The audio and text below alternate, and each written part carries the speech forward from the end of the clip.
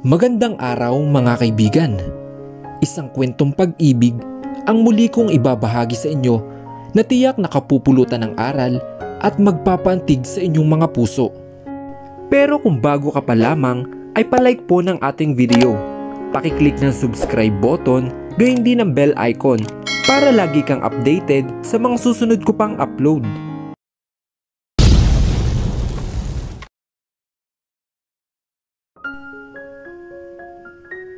Matutulog na ako, kaya bumangon ka na dyan. Nakasubsob pa din ang mukha ko sa kama dahil baka biglain na naman niya ako sa hubad niyang katawan. Alam ko naman na makasalanan akong tao. Pero bakit ganito ang parusa sa akin? Bubuhatin kita kapag hindi ka pa bumangon. Dagdag niya, pero hindi ko pa din siya pinansin. Ayaw mong umalis ha? Tanong pa niya. Magmamatigas pa sana ako nang bigla niya akong hinatak. Binuhat niya ako na parang isang sakong bigas. Nang mapadilat ako, nakita ko may suot na siyang boxer. Pero wala pa din siyang pang itaas. Nasa kabila ang kwarto mo, kaya bakit mo naisipang pumasok dito? Tanong niya na para bang daig pa ang taong nagrereklamo dahil sa tono niya. Malay ko ba na nasa kabila ang kwarto ko? Tsaka, hindi naman ako pumasok sa kwarto para lang silipan siya. Gusto ko siyang kausapin para makauwi na ako sa amin. Ayoko na dito. Buhat-buhat niya ako hanggang makalipat kami sa kabilang kwarto. Hindi ko na magawang magsalita o pumiglas dahil baka kung anong katangahan na naman ang magawa ko. There! Ibinagsak niya ako sa kama at maya-maya humiga din siya sa tabi ko. Kaya napatalikod ako nang wala sa oras. Akala ko ba kwarto ko to? Anong ginagawa niya dito? Sisilipan niya din ba ako kagaya ng ginawa ko sa kanya kanina? Bakit ba ayaw niyang maniwala na hindi ko sinasadya yun? At saka wala akong interes sa katawan niya para gawin ang kahindik-hindik na bagay na iyon. Kinuha ko ang unan at itinakip sa aking mukha. Nang bigla naman ako makaramdam na parang may bumubukas ng zipper sa dress ko sa likuran. Paglingin ko kay Nathan, kaagad niyang hinarang ang labi ko gamit ang hintuturo niya bago pa man ako makapagsalita. Shh! Tahimik ka lang, sabi niya. At nagulat na lang ako nang bigla niya akong hinalikan. His other hand make it slowly to my hair at ramdam ko na din na tuluyan na nga niya nabuksan ang zipper sa aking lukuran. Bala ko pa sanang umangal nang mas lalo pa niyang pinalalim ang kanyang mga halik. Fuck! Mura ko nang kagatin niya ang ibabang parte ng aking labi. Sira ulo to. Ang sakit ng ginawa niya at medyo humahapdi na din. You want me to fuck you now? Pili niyang tanong pero hindi ko na siya sinagot. I felt myself starting to tremble as he pleasured me with his hard body on mine. Damn, this can't be. Unti-unti niyang hinubad ang suot kong dress hanggang sa undergarments na lang ang matira sa akin. Parang nagmumukha akong kawawang nilalang na hindi makaangal sa kanyang ginagawa. He kissed me again and this time it became more urgent as he brings his hand down to my gem, as if he has full control of my body. I close my eyes and take in the full feeling as he slips his finger under the fabric of my garment. He started rubbing my clit with his thumb and shoved his finger inside me while still slipping my tongue, savoring each other's mouth that builds sensation in me. He unclasped my bra and I instantly gasped up of the moment when he sucks on my neck and make his way down to my breast. He started massaging my breast as my head whips in ecstasy. Don't hold back. I want to hear your sexy moan, he said when he looks directly in my eyes.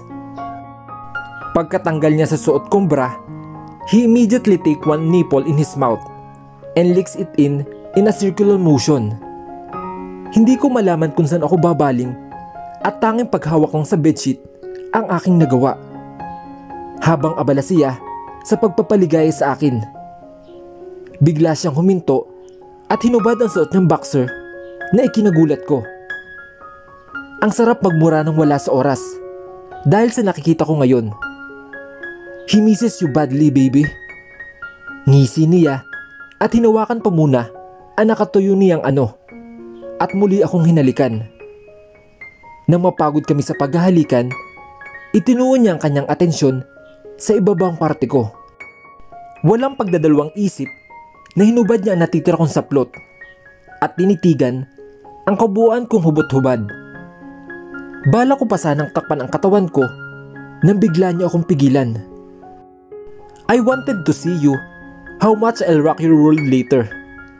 By with that, he has his full heart between my legs, rubbing on top of me and slowly pressing, making me more wet. Akala ko, ipapasok na niya ang kahabaan niya sa akin, pero bigla siyang huminto at pumesto sa ilalim ko. Napatingin ako sa kanya nang bigla niyang isinubsob ang mukha niya sa pagkababae ko. He then licked my swollen clit while continue rubbing using his other hand. I moaned and let him continue his control. Na maramdaman kong parang malalabasan ako, kagad niyang hinigup ang katas ko sa labasan ko. Muli siyang tumabi sa akin at sinakop ang bibig ko. Nalalasahan ko na din ang katas ko na nasa kanyang dila. While busy, kissing and tasting each other's lip, napasinghap na lamang ako na dahan-dahan niyang inilakbay ang kaliwa niyang kamay pababa sa pagkababae ko at ipinasok niya ang kanyang daliri sa aking kaloob-looban. I can't help but to grind and tug his hair, knowing na ngayon lang ulit ako nakaramdam ng ganitong klaseng sensasyon pagkalipas ng ilang taon. I arched my back as he shoved his finger in once again. "Oh, damn. I want to feel the full length of yours." Usal ko dahil hindi ko na yata kakayanin ang sensasyong pinaparamdam niya sa akin. Bigla siyang napangisi dahil sa sinabi ko. "Okay," he casually said and motioned on top of me. "All you have to do is spread your legs so I can confirm that nobody touches you other than me after we separated long years ago." Sabi niya, dahilan para kumunot ang aking noo. Putang ina, seryoso ba to? Marahan akong napabangon habang kinukusot pa ang aking mga mata. Nang tuluyan akong magising, puno ng pagtatakang napatingin ako sa mga kalat. May bagyo ba dito? Bala ko na sanang tumayo na mapagtantong kung wala akong suot na kahit anumang saplot. Iginala ko ang aking paningin at nakitang nasa sahig ang suot kong dress kahapon. Paanong nahubad? Fuck! Did we just... Oh my God! Kinuha ko ang comforter at itinakip sa aking katawan. Dinampot ko ang... Nasaan ang mga undergarments ko? Tanong ko pagkatapos kong kunin ang dress na nasa sahig. Bigla ako nakarinig ng katok sa may pintuan. Bumukas ito at iniluwa si Nathan na halatang kanina pa siyang gising. "Anong ginagawa mo?" Kunot noon niyang tanong sa akin. Mas lalo kong hinigpitan ang hawak sa comforter dahil baka kung anong gawin niya sa akin. Nagawa niya sa akin kagabi ang isang nakakapanindig balahibo na pangyayari. Kaya walang duda na magagawa niya ulit sa akin yon. Bakit kasi napaka-fragile ko? Nasa closet ang mga damit mo. Bumaba ka na lang kaagad pagkatapos mo mag-ayos dahil nakahanda na ang agahan. Nagpatawag na din nga pala ako na maglilinis. Lumabas ka na. Putol ko saka umiwas ng tingin. Baka gusto mong labas. Sigaw ko dahilan para isara niya ang pintuan. Kung makaasta siya ay parang hindi man lang siya nahiya sa ginawa namin kagabi. Sa nakikita ko palang nakalat sa kwarto, hindi ko maisip kung anong klaseng kadugyutan ang ginawa namin kagabi. Nakailan ba kami kagabi para maging ganito kakalat ang... Napahinto ako nang muling bumukas ang pinto at sumilip na naman ang lokong yun. Good morning nga pala. Nakangiti siya at isinara pabalik ang pinto. Ang lakas talaga ng topak niya. Pumasok na lang ako sa bathroom pagkatapos kong ibalik sa kama ang comforter. Binuksan ko ang shower at nilinis kong mabuti ang sarili ko para walang matirang bahid ng karupukan ko kagabi. Pagkatapos ko sa bathroom, hinalungkat ko ang closet para maghanap ng damit. Mabuti na lang at mukhang kasya sa akin ang mga nandito. Kaya hindi ako nahirapan sa paghahanap dahil alam ko naman na babagay sa akin kung ano man ang susuotin ko. Hindi naman sa pagmamayabang pero mayabang talaga ako. Bumaba na ako at tinungo ang dining room.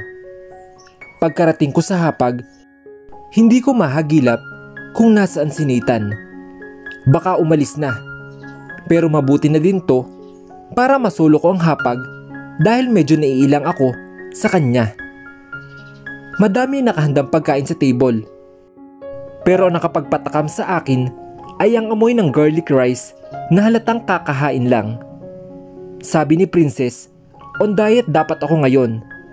Pero ngayon ko lang naman siya susuwayin. Promise, first and last ko na to. Umupo na ako sa isang upuan, tsaka kumuha ng isang plato. Napatingin muna ako sa kape na nandirito. Hindi na ako nagdalawang isip at ininom ito. Mukhang para sa akin naman to. Nag-isip pa muna ako kung ano ang una kong titikman dahil ayokong palagpasin ang pinakamasarap sa lahat. Kung titingnang mabuti, parang pare-pareho naman silang masarap. Kaso, gusto ko talagang unahin ang pinakamasarap. You're eating without me? Automatic kong nilagay ko sa table ang hawak kong kape. Nang biglang umupo si Nathan sa aking harap. May hawak siyang dyaryo at kasalukuyan niya itong binabasa. Hindi pa nga ako kumakain. Sagot ko, dahil hindi pa naman talaga ako kumain. Pasimula pa lang ako, kaso nga lang, bigla siyang dumating. Yung kape ko. Tanong niya at nilapag sa table ang kanyang binabasa. Malay ko, kakarating ko lang dito at saglit akong napahinto nang bigla niyang inuso ang hawak ko. Pagkatingin ko sa hawak kong tasa, kunot noon naman akong bumaling sa kanya. Kape ko to. Usal ko at mas lalong inilapit sa akin ang tasa. Balak niya pa yatang kunin sa akin. Akin to. Tasa ko yan, sabi pa niya. Pero ako ang unang uminom. Nakabusangot kong sagot at pinanlisikan siya ng aking mga mata. Ako pa rin ang nagtimpla. Anak ng... di sana naglagay siya ng pangalan na sa kanya pala to. Bahala siya. Ako ang naunang uminom kaya sa akin na to. Akala ko ba mahal mo ako? Tanong ko pa at hindi ko malaman ang dahilan kung bakit yan ang lumabas sa aking bibig. May sariling utak yata ang aking bunganga. Okay, fine. You win. Sagot niya at muling kinuha ang newspaper. Anyway, you better read this one. Inabot niya sa akin ang hawak niyang dyaryo kaya kinuha ko ito. Napatingin naman ako sa headlines at kitang-kita ko kaagad ang larawan namin ni Nathan. Nahalatang, teka, matagal na to eh. Siguro noong mga panong hindi pa kami naghihiwalay na makunan tong picture. Saan nila nakuha tong litrato? Bakit 10 years in a relationship? Tanong ko sa kanya dahil iyon ang nabasa ko. Ang galing ng title. Saktong-sakto sa old pic naming dalawa ni Nathan. Akalain talagang matagal na kami magkarelasyon dahil sa litratong nilagay nila. Masyado pa akong bata dito at si Nathan naman ay mukhang kakapanalo pa lang sa loto. Kay Princess, sagot niya at naglagay ng pagkain sa platong nasa kanyang harapan. Akala ko ba walang signal dito? Bakit nalaman niya na si Princess ang may pakana sa news article na nasa newspaper? Pinaglololoko niya ba ako? Teka, nagkausap ko yung dalawa? Anong sinabi niya? Kumusta na ang anak ko? Agad kong tanong kay Nathan. Kailangan kong malaman ang kalagayan ni Rachel. Hindi ako nakapagpaalam sa kanya kahapon, kaya sigurado ako na nagtatampo na yon.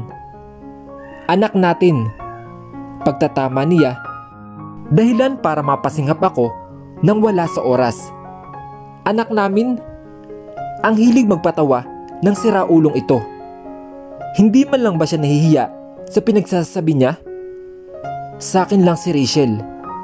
Ako pa din ang ama niya. Giit niya at tuluyan na nga akong natawa. Bakit? Ano ba ang ambag mo sa pagpapalaki sa kanya? Di ba wala? Natatawa kong tanong. Bigla naman siyang nagulat at hindi makasagot. Buti nga sa kanya. Dapat lang na ipaalala ko sa kanya ang pag-iwan niya sa akin at hindi pag-angkin sa responsibilidad niya kay Rachel. Meron. Utal niyang sagot. Kaya kunot noong ako napabaling sa kanya. Meron? O sige nga. Maliban sa sperm na inambag mo para mabuo si Rachel, ano pa? Pangahamon ko sa kanya. Walang-wala siya kumpara sa ginawa ko para lang maitaguyod ang aming anak. Iniwan niya ako, iniwan niya si Rachel, then that's the end of the story. Period. Anong kinalaman ng sperm ko sa usapan natin? Baka nakakalimutan mo na ilang milyong similya ang sinayang mo kagabi dahil crap it. Pigil ko at nanlilisik ang mga matang tinitigan siya. Bakit kailangan pang balikan ang nangyari kagabi? Hindi pa ba halata na naaasar ako sa tuwing maaalala ang ginawa namin? O ngayon, papalag ka? Oo na. Payag na ako na anak natin si Rachel. Pero ngayon lang to, tandaan mo yan. Inis kong sigaw at itinapon sa gawi niya ang hawak kong newspaper. Pwede bang dito na lang ako? Sabi ko kay Nathan nang sabihin niya sa akin na isasama ako mag-grocery para sa 1 month daw naming staycation dito. Pero mukhang masosolo niya to dahil may balak pa din akong tumakas. Sasama ka sa akin dahil alam kong tatakas ka na naman. Giit niya habang naghuhugas ng pinagkainan namin sa kitchen sink. Nakaupo pa rin ako sa upuan ko dahil parang ang bigat ng tiyan ko sa kinain ko ngayong umaga. Sirang-sira ang aking diet dahil sa mga pagkaing hinanda niya. Hindi na ako magtataka kung madadagdagan man ang aking bigat. Pero lagot naman ako kay Princess dahil baka hindi na ako makapagbikini sa aking mga shoot.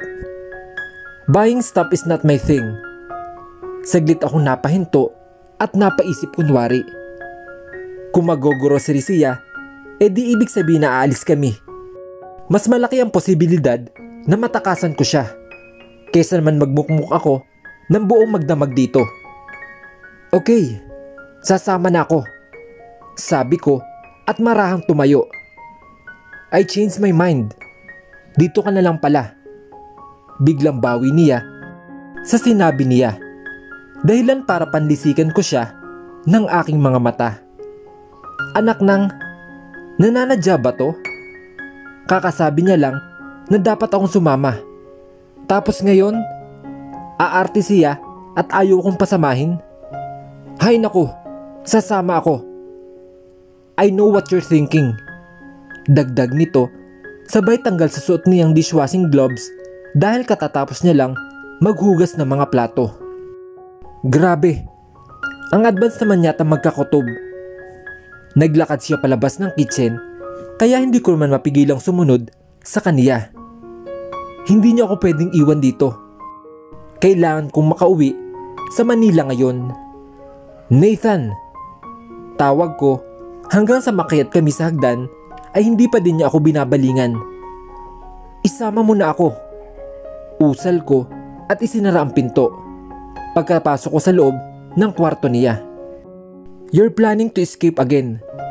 Halos mapatakip naman ako sa mata ko na makitang bigla niyang hinubad ang suot niyang damit. Nandito pa din ako sa bandang pinto at malayong malayo sa gawi niya. Pero kitang kita ko pa din ang hubog ng likuran niya. Okay. Ang tanga ko sa part na pumasok ako dito sa kwarto niya. Pero mas nagbumukha akong tanga dahil may patakip-takip pa akong nalalaman. Hindi na ako bata, kaya kunwari kalmado lang. Tinanggal ko ang kamay ko na nakatakip sa aking mga mata. At taas noo ko siyang nilapitan. Kunwari strong at hindi attracted sa katawan niya. Kahit na mukha akong timang na naiilang sa kakatitig sa kanya. Bakit ganun? Nakita ko na ang full figure niya kagabi, pero naiilang pa din ako na parang ewan. Try ko kaya mamaya ang lights off. Baka sakaling hindi na ako mailang sa katawan niya. Day joke lang. Sabay tawa ko ng palihim. Hindi naman ako tatakas eh. Napanguso pa ako bago umupo sa kama niya. Nagpalit lang siya ng puting t-shirt at isinuot ang kanyang itim na cap. "Hubby?" Kunwari may palambing effects. "No, you stay here and I'll do the grocery." Tila buwang pasya niya at naglakad palabas ng kwarto. Stuck na naman ba ako dito? Paano na ako makakauwi? "Makikipagkita ka ba sa kabit mo?" "Ano?" Inis kong tanong, saka tumayo na din para sundan siya. Hindi pa ba ako sapat? Kulang na kulang ba ako para maghanap ka pa ng iba? Alam mo naman kung gaano kita kamahal. Pero bakit mo nagawa sa akin ito? Napahinto siya at binalingan ako. Medyo kumunot pa ang noo niya nang makita kong umiiyak. This is part of my plan anyway. Saka isa ito sa mga natatandaan kong linya sa pelikula na ginanapan ko. Quit your job once we get back in Manila. Sabi niya at tinilikuran ulit ako. Anak nang, hindi na naman gumana. Bakit palagi nilang palpak ang mga plano ko sa kanya? Hindi kaya may lahing manghuhula ang pamilya nila dati? Masyado ba akong halata? Lagi na lang kasi niyang nalalaman ang mga bala kong gawin at iyon ang nakakainis. Nathan! Nagmamadali akong bumaba sa hagdan dahil malapit na siyang makalabas sa main door. You can't! Napakapit na lang ako sa handrail nang bigla akong matapilok. Ay! Napasinghap pa ako bago dahan-dahang umupo at tinitigan ang angkel ng paa ko na natapilok. Hindi naman talaga masakit ang pagkakatapilok ko, pero trip ko mag-inarte ngayon. Baka sakaling gumana at bumayag siyang sumama ako. Nakita ko siya naglalakad papalapit sa gawi ko at magkasalubong ang dalawang kilay. Stop being clumsy. Don't touch me. Pigil ko sa kanya nang balak niya ako sanang buhatin. Baka kung ano pang sansing ang gawin niya sa akin. Just let me borrow your cup and sunglasses. Ngiti ko na mas lalo nakapagpakunot sa kanyang noo. I guess you're okay. I'm not okay. Can't you see? Putol ko at napanguso habang tinitigan kunwari ang paa kong natapilok. You really are good in acting, huh? Ngisi niya. Para saan pa mga titles na nakuha ko kung engot ako umakting? Nakabusangot kong sagot at mas lalong kumapit sa handrail para makatayo habang nakaalalay siya sa akin. Give me your cup. Utos ko at sa pilitan naman niyang isunod sa ulo ko ang kanyang cup at siya na din ang naglagay ng sunglasses sa akin. Ang sweet niya sa part na to. I miss this. Mahina kong bulong dahil naalala ko na naman kung ano kami dati. Ganitong ganito kami eh. Hindi man perfect, pero pwede nang isali sa mga romantic movie na ipinapalabas sa big screen. Bigla naman niya akong hinapit sa bewang at sabay kaming bumaba. I miss you more, my Danica. Bulong niya sa akin na makalapit siya sa bandang tenga ko. Napayuko na lang ako at palihim na napangiti. His voice, his tone, the way he owned me, at yung pagtawag niya sa aking "My Danica" in a sweet manner made me realize na marupok talaga ako. At ngayon ay alam ko na. Magawa pa kayang tumakas ni Danica sa mga kamay ni Nathan? Tuluyan na kayang mahulog siya sa mga pinaparamdam at pinakikita sa kanya? Ano ang naghihintay na kapalaran sa kanilang pag-iibigan? Yan ang ating aabangan sa mga susunod na kabanata. Hanggang sa muli, mga kaibigan. Paalam!